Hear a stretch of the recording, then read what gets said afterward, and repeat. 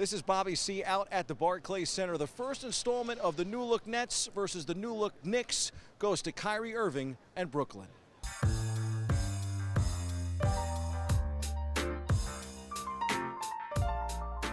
Kyrie had 50 points in the opener, but the Nets were unable to win as he fumbled on the game winner. Tonight, a different story. He hits the big three-pointer down the stretch and finishes with 26 points. Three-pointer really gives you just a little bit more breathing room, especially when you can go up two, and then you end up just trying to just be in the right spot. And I got to my spot and raised up, and like I said, grateful that I made it. Kyrie's new teammates were impressed by him, to say the least. Kyrie brought us in the huddle. Everybody started talking about what we needed to do, and we calmed down and played our game. He's a hell of a player with the ball. You know, sometimes you don't win again this way because, well, you saw what he did with the last shot to put us up. So sometimes you don't want to get in there, but sometimes you do have to help to facilitate the offense. You know that he can make plays on the stretch. It gives the team a lot of confidence. I don't think we should have been in that position to begin with, but you know, we're fortunate to have a player like Kyrie that bailed us out. As individuals, we're pretty good, but as a team, obviously we just have to stay patient with one another and just build it, you know, step by step. It's no rush, you know, like 80 games left, like 80. So you just take them one at a time and don't get too high or too low, and just really enjoy playing with your brothers out there.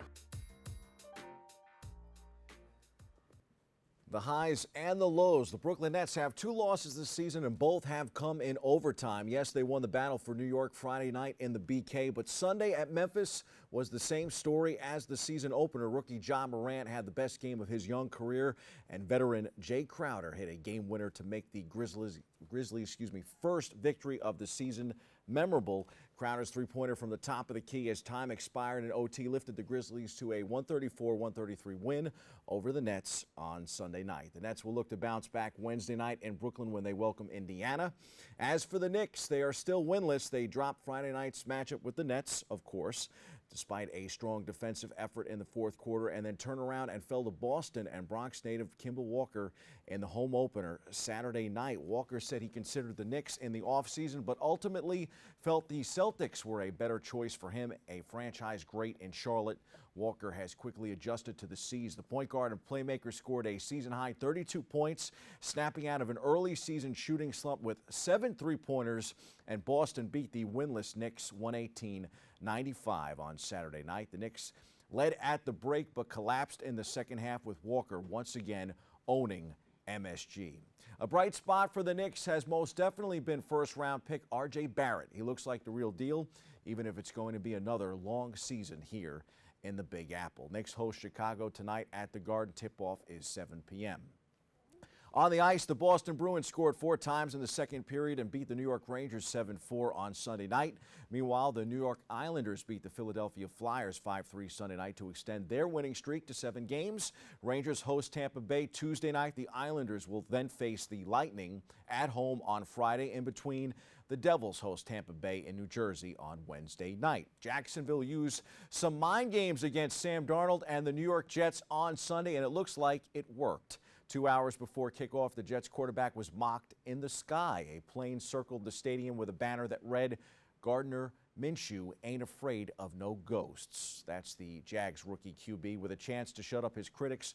Darnold was outplayed by Minshew and experienced some nightmares, throwing 3 interceptions and getting sacked 8 times in a 29-15 loss to Jacksonville. That makes 7 interceptions in the past 2 games for Darnold. He returned with a bang and hasn't looked right since Bill Belichick and the Patriots got their hands on him. The Jets are 1-6. They return to action next Sunday in Miami. While Gang Green can't seem to get going, the New England Patriots can't seem to be stopped. That's been the case for a long time in that division. Of course, that's a testament to the combo of Tom Brady and Bill Belichick. The head coach reached pretty exclusive status Sunday night. The New England Patriots' 27-13 victory against the Cleveland Browns was Belichick's 300th as a head coach, regular season and playoffs combined, as he joins Don Shula and George Halas as the only coaches to hit the mark. Brady previously said Belichick deserves it, and he called him the greatest coach of all time while citing his competitive stamina. I agree, Tom. The Giants head coach hasn't mastered the post-game press conference like Belichick. Pat Shurmur threw caution to the wind and let his emotions come out on Sunday following a 31-26 loss to the Detroit Lions in Week 8. A frustrated Shurmur uncorked an exceptionally unusual expletive, for him anyway, when answering questions about rookie quarterback Daniel Jones, who fumbled the ball in the first quarter, giving Big Blue 19 turnovers on the season and matching their total from 2018. It was an F-bomb, by the way. Jones played well, but despite several chances for Big Blue down the stretch, the Lions escaped with a win. Detroit was waiting for the right time and the right team to try a trick play they've worked on in practice recently. Early in the fourth quarter Sunday, the G-Men proved to be the perfect opponent. Matthew Stafford threw a 41-yard flea flicker to restore a double-digit lead. Detroit needed to help them hold on for a 31-26 win over the slumping Giants. G-Men are 2-6. They're back in action next Monday night against Dallas at MetLife Stadium. Time for some quick hitters from around the world of sports. In college football, the LSU Tigers assumed the top spot in the latest AP Top 25 on Sunday, moving past the Alabama Crimson Tide after netting another impressive win over Auburn this past Saturday. It became the new #1 team in the country by virtue of just 2 points over Nick Saban's crew, which is a razor-thin margin that will no doubt be used as a motivating factor for the latter. Ohio State, Clemson, and Penn State round out the top 5, respectively. In racing, Martin Truex Jr. won Sunday's Cup Series playoff race at Martinsville Speedway, holding off William Byron over the last 24 laps to score his 7th win of the year. The win comes a year after the dramatic finish in this race that saw Truex lose after last lap contact with Joey Logano. Big playoff win in NASCAR for Truex. In Formula One, Lewis Hamilton won the Mexican Grand Prix Sunday, but the British driver will likely have to wait one more week to taste the championship champagne as he inched closer to winning the title again this year in Mexico. The U.S. Grand Prix is next Sunday in Texas. Good place for Hamilton to clinch it.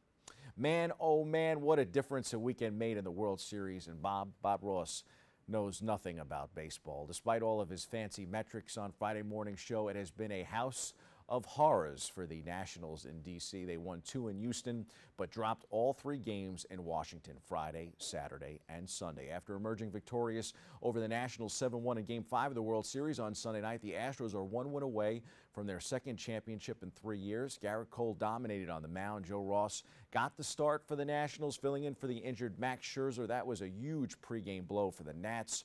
Ross was better than his final line indicated, but ultimately the Astros have turned things around and are hitting on all cylinders right now. Game 6 is tomorrow night in Houston. Game 7, if necessary, would be Wednesday night. Those are the headlines. We hit the C-list for a salute to Tiger Woods this Monday morning.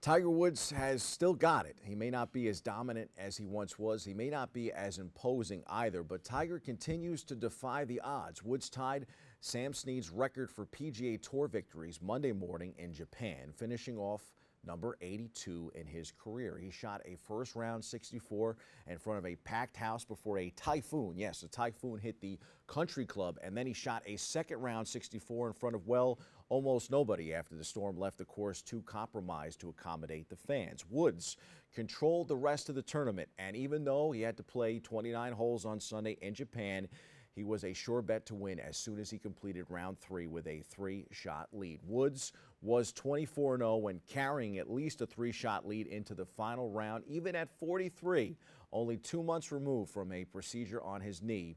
Tiger wasn't about to lose his perfect record with the legendary Slammin' Sammy finally within reach. He finished at 19 under and never gave an inch. Victory number 82 came 23 years after victory number 1. Amazing. Bob, Belichick and Tiger still getting it done after all these years. That's your look at sports. I'm Bobby C. Stay tuned. More Open back after this.